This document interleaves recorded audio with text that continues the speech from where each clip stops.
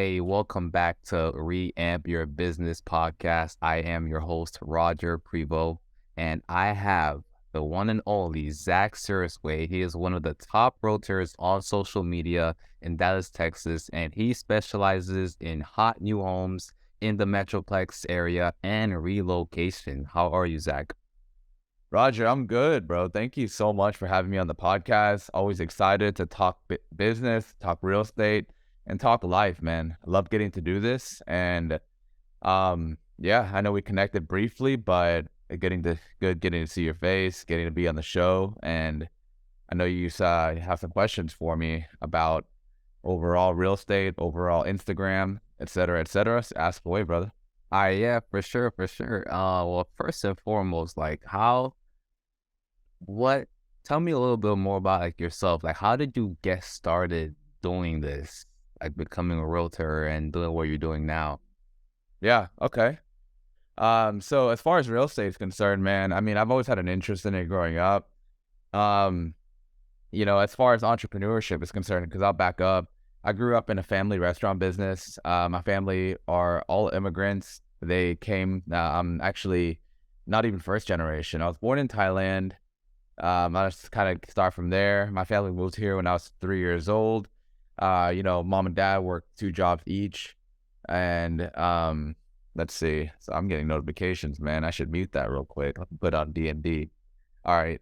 So, grew up in a family household, four siblings, and, mom, dad were never really home, and they started a restaurant business, entrepreneurship, American dream, right? And so I grew up, I was 12 years old when I started working at the family restaurant, and that whole thing kind of led me down this path of being a business owner, being very, very business minded, and having to take those kind of responsibilities just growing up into the business. I knew at that point I didn't want to do anything else besides own some kind of business. And that kind of led me to, go through college, having Asian parents. They're like, you got to graduate college, you got to go to school, you got to do this, the beaten path, right? And so that was kind of the whole thing. Did school in 4 years, got a job at the office when Lexus, Toyota Motor National Corporation, moved from Torrance, California to Plano, Texas, kind of the headquarters where everything at. If y'all are moving to Plano, Frisco, that's where the area that I actually work in real estate. So I started my career off there. Did a white collar job for about a year. Like I said, it was dreadful, awful. I mean, just it's the most soul sucking thing. For you thinking about starting a business out there, do it. I mean, it's the most rewarding thing in the world, right? But going back to it, I mean, it was just crazy, man, because, I did that, stopped working corporate, or kind of retired my degree, so to speak. And then, yeah, just traveled for a little bit, and my dog is barking now, so I'm gonna try to see if I can shut that door, make it a little better for y'all. Give me 1 second. Okay.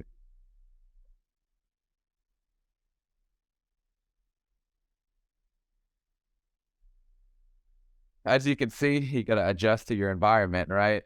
Like, no matter what you're doing, you always got distractions. But yeah, man, started traveling for a little bit, came back, did a little, jobs here, few jobs here and there, kind of managed the family business, right? Did marketing. I graduated with a marketing degree, started training to become a flight attendant I think like 2020. And then COVID went crazy, laid everybody off, couldn't do that anymore. And then started pursuing my real estate degree and met my business partner, Laura, who you've had a chance to talk to. Um, and we just, hit it off, started doing business together. And lo and behold, I started hitting Instagram really, really hard. There's a story behind that too, but man, it gets pretty long winded. I feel like I've shared a lot about my life. But as far as real estate's concerned, man, I mean, and, I saw the people doing social media very well, especially on YouTube. I knew that the Instagram platform was really fruitful, but I knew for a fact that I wanted to do business that way because I was very digital marketing heavy. And I knew if there was somebody else that was doing it, I could do it too. So I started consistently posting every single day content for people that people actually wanted to see, consume, without, basically my whole philosophy was, how do I make myself make myself produce things that people actually want to see and market myself as a realtor without being an annoying pain in the ass, right? So, Wow. Wow. yeah, and so, got a couple videos out. It was super crazy. I mean, just bad, right? It was terrible. Like I was cringing watching myself on camera, watching myself do the videos, and then it just took consistency. And then about a month later, I started getting more comfortable with it. I was maybe making a video a week, and then at a certain point, I told myself I'm gonna like triple down on it and start doing it every day. And now we're about a year and a half, 2 years into making videos, and that's just the core part of my business. Wow. Wow. So this all started like when you came here from Taiwan? Thailand, Thailand. Thailand, is Southeast Asia, right below Vietnam and Laos. So Thailand when you were 3 with your family. Uh, so they came here and then opened up a restaurant? Yeah, there were 2 jobs for many years. I would say 6, 7 years. We had a family of 5 kids who 4 of us were born in Thailand. My youngest sister was born here, but they didn't really have a lot. They came here with, their coat, backpack, and 4 kids, and they worked 2 jobs at a time. My brother raised me. And yeah, I mean, saved up enough money to start a really small hole in the wall restaurant. And now with my aunt and my mom combined, we have just about a dozen Thai restaurants in the Metroplex. Wow. Wow. That's awesome. Wow. So they're also like they also share that mindset where they like entrepreneurship mindset. To be honest, for them, it was just to survive. Because working 2 jobs for, 2 people at a time while trying to raise 5 kids, it was just unsustainable. For immigrants, and I think a lot of, first generation people can relate. It was like entrepreneurship was what they're like. They didn't really know entrepreneurship or being a business owner. They knew how to cook Thai food, and they knew how to cook Thai food well. And then, after so many years, you just build an audience or a customer base similar to any business, even real estate. Wow. Wow. Wow. So so that's where you got the inspiration from, and that's why you're here now. Okay, so marketing degree. I mean, that's awesome. That's awesome. So you think that played any role in you being so like heavily focused on marketing, figure out that how important it is to market? When I started pursuing a marketing degree, I had no idea what marketing was. I just knew that I had to put something on a sheet of paper whenever I signed whenever I started going to college. Wow. And it just so happened that it fit right in with what I wanted to do here moving forward. But realistically, I mean, it was just so I could get through college, and marketing seemed like something that wasn't so, you know, I mean, it was just something that it seemed interesting, and I knew I wanted to get into business. And so, it was like a math degree, economics, like accounting, and then there was like marketing, which is kind of like flashier. So it's just like, all right, It is here. last year. Yeah, yeah. And like growing up, I mean, yeah, I did all the, design, menu design, marketing, website creation, all these things for the restaurant, and it just made a little bit more sense to do that. While I was getting education, etc.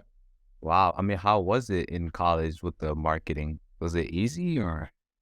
Yeah, I mean, not necessarily easy. I would just, if college is, it's time consuming, and you've got to really dial into like being intentional about just passing your classes, because I mean, that's just all there is to it, right? You build and what college was for me was building the work ethic to be able to like learn how to learn, have the, like, it was all about skill building rather than knowledge. Like it's not like I went to marketing school and was like a master at Instagram. You know what I mean?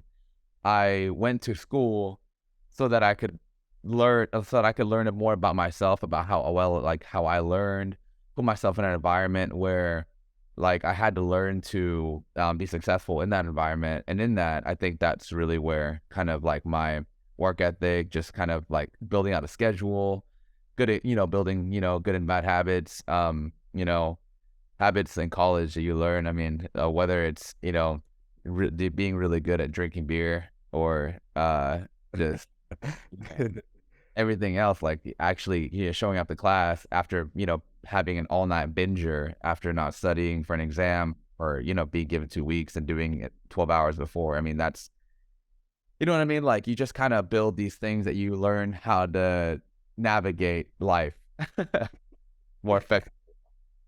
Crazy. Yep. Wow. Yeah.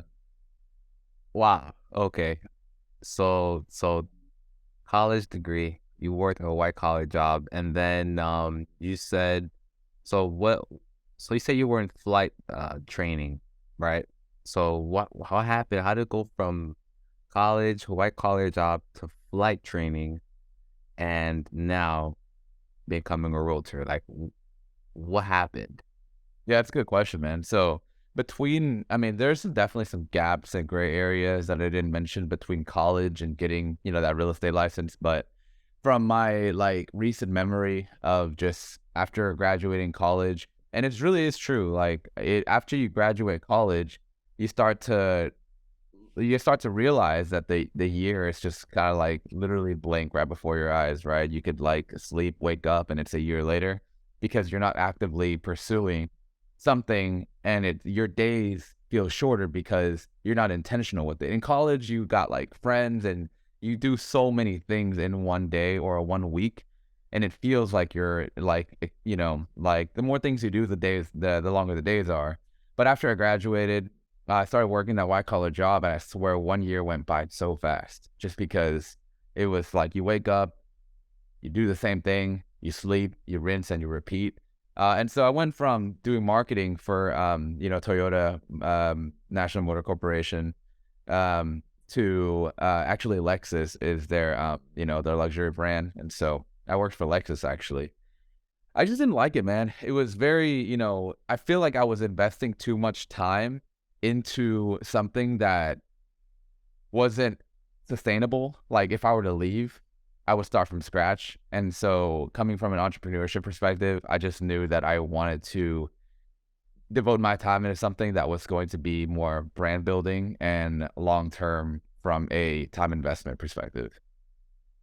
But then you asked me about flight attendant stuff, right? So between quitting Toyota, um, traveling for a little while, went to Thailand, went to a few places, just kind of did the whole thing. Like after college, tried to live my life a little bit. And I've worked, as in the restaurant business for a while, going back to the family business.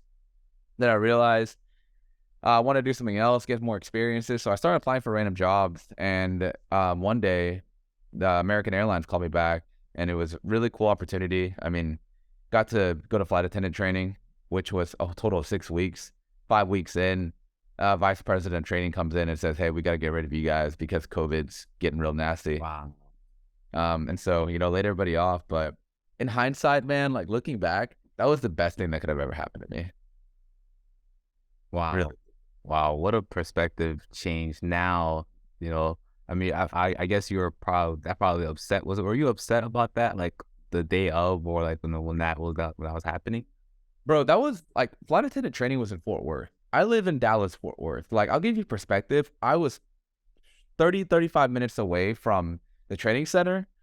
95% of people flew in from all over the country and like all over the world. Like there's people from Ukraine that came to flight attendant training that after 5 weeks of no payment, leaving their job, leaving their family, coming here to pursue this, like, being a just in the air traveling, right? That's a dream for a lot of people.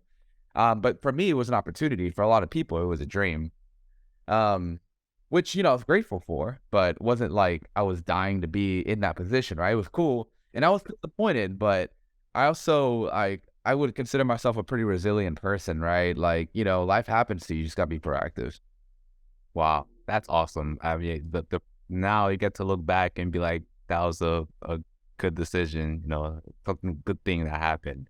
Yeah, the heartbreak fell into my lap, man. It was great. Wow. So you've been a realtor for About almost 3 years. almost 3 years. Wow, wow, and you're doing great. Okay, so when did you know you had to implement? And first of all, quick question: did you just say I'm gonna focus on Instagram, or you like kind of tried, YouTube, the TikTok was a thing, probably was. Like how did it go when you focused on Instagram? Well, dude, I started dancing on TikTok and I got no views. And I'm just playing. No, I don't know. People just started unsubscribing, man. All my friends were starting to jump off the boat now. But I was like, okay, so a good question. I studied. I'm a firm believer in just kind of like studying the people who have been successful on a platform before starting my own endeavor, because the last thing I want to do is try to come up with some new concepts and reinvent the wheel right off the bat. I feel like adopting, like, I don't know if you're a fan of hip hop or not, but like marrying a style and then just kind of like playing to, that style, adopting certain things from it and then just making your own. Yeah. So that was kind of the game for me, right? I looked at the people, like an aggregate of people that I really enjoyed watching that didn't seem annoying and salesy and sleazy and tacky, right? And I was just like, all right, this is dope. This is dope. This is dope. So I just started like making a little, like, literally this notes page is probably like, I don't know, 1,000 bullet point long. It's just like a bunch of things that I wanted to do for social media. And every night I would just look at it and go, all right, this is what I'm gonna do. This is what I'm gonna do. But my best advice for that is, if it works for somebody else, it'll work for you too. You just gotta study it. And then my whole thing is, if there's an idea that you have, you gotta do it today or tomorrow. If you wait more than 24 hours to do anything, you're just not gonna do it. You're just not gonna do it. It will leave your fucking brain. You're just not gonna do it. True. True. There are times I come up with ideas, and if I don't take my phone out and write it down, my notes app, I'm like, I knew it was a good idea. I just forget it. That's so true. Yeah. But yeah, your question with Instagram, man. I just knew that it worked for a couple other people at the time. It was it was like the amount of people that were doing what I'm doing now was just like the numbers were crazy lower, and it wasn't so saturated yet. Now everyone's doing it, right? Like everyone's trying to do video tours. Now I feel very fortunate to be ahead of the curve because the algorithm was so different back then, and now the platform, the landscape is so different now. But for me, I just knew that I didn't want to knock on doors and make calls every single day. So I wanted to bring value to the market besides trying to, you know, instead of being outbound, I wanted them to come to me. So I wanted to deliver enough value to where they'd be like, oh, this guy's super cool. I really want to connect with him versus the other way around. Wow. I mean, that's super hard though. Like that's kind of easier said than done. Cause me as a new realtor, when I started, I was like, I'm a new realtor. Like everyone has to know who I am. I have to call my contacts. That's what my mentor was telling me. Go out, knock on some doors, introduce yourself and stuff. So, wow. Like, so you from the beginning, so you didn't try any cold calls or stuff like that? I did for like 6 months with Laura, actually. How was it?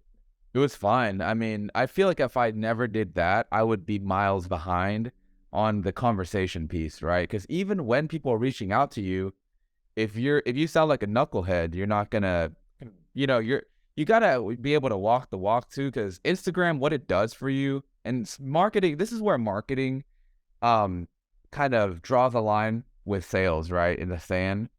Marketing is being able to establish a audience of people that want to talk to you, right? Sales is being able to have the conversation professionally and effectively and convert these people or turn turn that interest into a client versus just a lead. Because that lead could reach out to 10 other people on Instagram. They probably are. I'm not the only one that they're talking to. But if I know my craft and I understand the market and I can deliver value, three things that we always preach in my team is quality, convenience, and experience. Quality, convenience, and experience. Yeah, if you're somewhere else in New York, or if you're in Florida on the East Coast, if you're in Cali, or if you're in Chicago or whatever, you don't have the convenience to be able to be boots on the ground, do the virtual tour, and things like that, right? And if I'm here, like on the ground, and you're trying to move over here, I better make you feel like you're here in person by doing virtual tours, knowing exactly what's out there. So they don't have to contact me, express interest in an area. Like, for example, you're in New York. If you're like, all right, hey, someone's like, I'm interested in Queens. You're not going to be like, oh, let me try to research Queens in the next 3 days and I'll get back to you. You Right, right. know what I mean? Yeah. That's why actually a really good idea would be to kind of go around the area and kind of showcase certain things so that people who are moving to Queens or, Texas, they could see and kind of get more of an idea on the ground, as you said.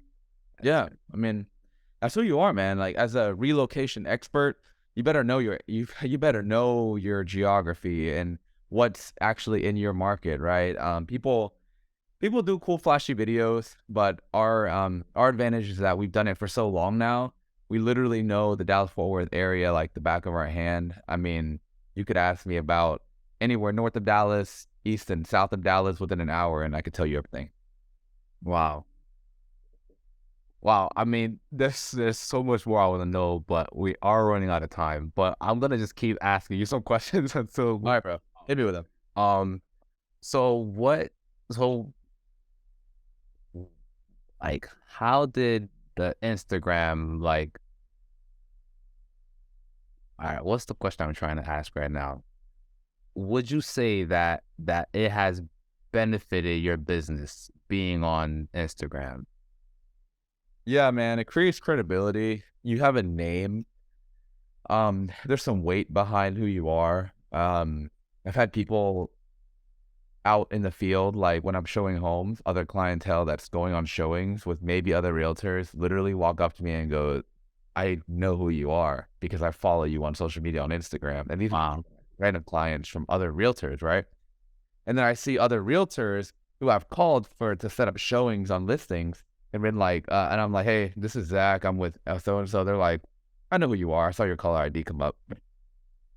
Wow. And they already follow me. And then whenever I was, prospecting on people to bring onto my team, two people that I met that I ended up coming onto my team already followed me on Instagram. So it's just kind of like that. That already tells you the amount of, you know, um, credibility we have in the market. My business partner Laura, I run her entire Instagram account. So Wow. So would you say so now because of this credibility you have, you think it's easier now for you? Like you think you have more benefits than people who don't have the credibility you have and the name, the power behind your name? it doesn't do everything for you, but it definitely, if let's say everyone starts at 0%, it puts you maybe at 30%. And it creates this relationship where now you're in like this bubble with this prospect where everyone else is just fighting to get inside this bubble with this guy or girl who's wanting to buy a home. Now you're in this conversation with them. But if you don't know your shit, they're going to leave that bubble and go try to find somebody else. But your job is to know everything there is to know about what they're trying to do. And then that solidifies everything, right? Now this like arbitrary bubble turns into like a solid relationship. And now because what you're doing, they know that you know what you're doing. And so it just creates it creates a trusting relationship if you know what you're doing. Like you just got to know what you're doing. You know what I mean? Wow. And that comes over time. I'm not saying everyone should do it right away, but you got to show up every single day. That's all I'm really trying to say with that. So, all right. I'm a new realtor, right? Let's say I am 2 months into the business. I got a mentor. What would you recommend I do if the same thing you said? It's all been outbound. I'm reaching out to people. How do I get inbound like leads and people come to me? Okay. So what are you doing for outbound right now? Right now, I'm cold calling Fizbo's expireds. I'm cold calling my contacts list, letting people know that I do real estate. Okay. Even going outside. Hey, I'm a realtor. Passing out my cards, door knocking. Okay. So that right there, they have something of value to you, right? A home or an interest in buying a home. That's a value to you, right? How do you flip flop that? into you providing value to them without expecting anything in return versus you looking for that validation or that value and trying to get something in return. Uh,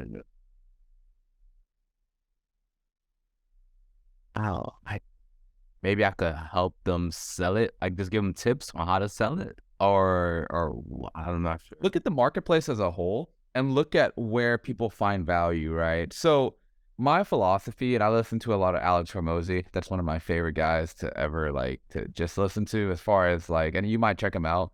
He just speaks to me. He resonates with me.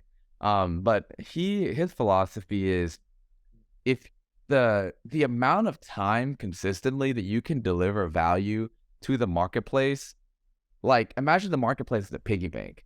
And every single day you're dropping $1 in. Maybe you're dropping $10 in. When you put the more time you put in, the more money that you're putting into this piggy bank.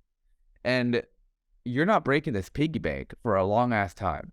The more money you put in that piggy bank, think about it as like when you break it, it's going to deliver like you're gonna get all this money, but you're gonna get all this value, right? But you're gonna fill it up as much as possible without breaking it. Because if you break it on day 3, it's gonna be like, well, what can I buy with $1.50?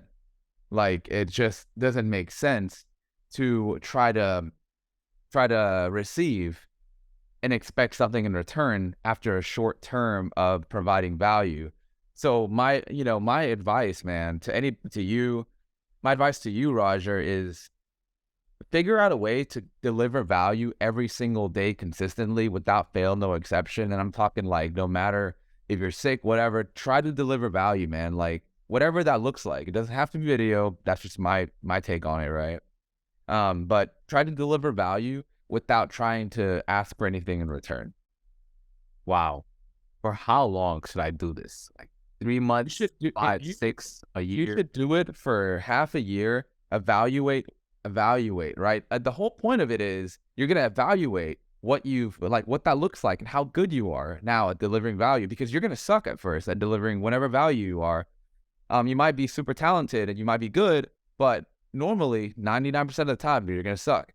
But the more that you try, the more that you deliver value, even if you're bad at it, like video, I was terrible at it. There was no value there. Nowadays, I built an audience and the videos have gotten so much better. Now I'm exponentially delivering value every single day to a larger audience, and now they're giving back. Wow. I mean, talking about you a little bit, how'd you choose to, I think the home tours, is it because it was one of your ideas that you had in the big line, the list you had? Yeah, so honestly, video, you got to think about it this way, man. What do we pay Zillow, Realtor, Redfin, Trulia? What do we pay those guys to do? Give us leads. Okay. And how does that happen? What do they do for us whenever we give them money?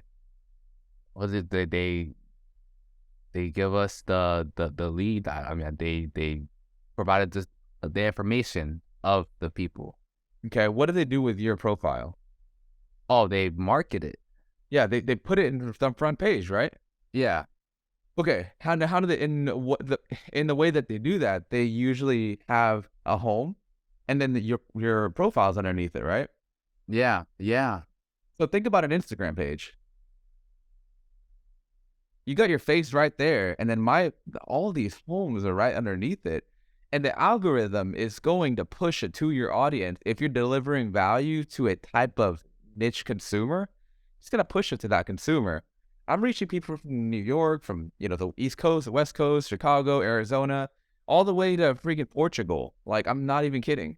And they get value out of it because it's a style that they like and it resonates with them. And then you put your personality in there and it's like a cherry on top. Now you have a relationship. But on top of that relationship, you're providing value in the sense that you're delivering to them what they like. Think about your audience. Think about how to deliver to them. If you make them happy, they'll make you happy. Wow. Awesome. Thank you. That's gold right there. Think about your audience. Think about what they like.